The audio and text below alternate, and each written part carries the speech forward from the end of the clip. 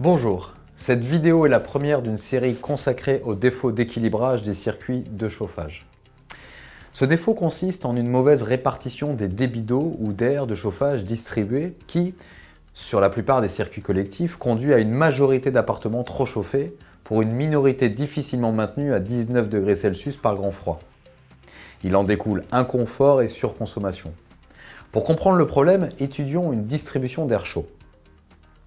Pour que l'air avance et s'évacue par les bouches de soufflage, le ventilateur doit fournir de la pression à son refoulement. Mais au fil de la distribution, la pression fournie par le ventilateur est de plus en plus faible. En conséquence, les débits d'air chaud des bouches de soufflage sont de moins en moins importants et, sans réglage, les températures ambiantes seront de moins en moins élevées. Si la résolution technique de ce problème est difficile à mettre en œuvre, elle est facile à comprendre. On peut ainsi équiper chaque bouche d'un volet de réglage pour diminuer le débit d'air sur les bouches favorisées. En bridant les premiers volets et en ouvrant ceux des bouches défavorisées, on imagine bien que l'on pourra égaliser le débit. De même, sur les circuits d'eau de chauffage, la pompe crée un écart de pression qui met l'eau en circulation. Au fil de la distribution, l'écart de pression fourni par la pompe va en diminuant, et sans un réglage que l'on appelle équilibrage hydraulique, le débit d'eau de chauffage se réduit dans les antennes successivement alimentées. En conséquence, les émetteurs sont de moins en moins chauds et les températures ambiantes de moins en moins élevées. Cette situation est très fréquente sur les circuits de chauffage collectifs, car les installations ne sont pas toujours livrées bien réglées. Et de plus, l'équilibrage initial se dégrade au fil du temps, du fait de l'encrassement progressif des canalisations et des interventions de dépannage. Dans les cas extrêmes, les débits d'irrigation des zones défavorisées sont trop faibles pour qu'il puisse y être maintenu les 19 degrés réglementaires. Cependant, le plus souvent, la hausse de la température de l'eau distribuée permet d'y parvenir, mais c'est au prix de la surchauffe des zones suralimentées. Évidemment, ces écarts de température engendrent de l'inconfort et les surchauffes sont source de surconsommation qui peuvent dépasser les 20%.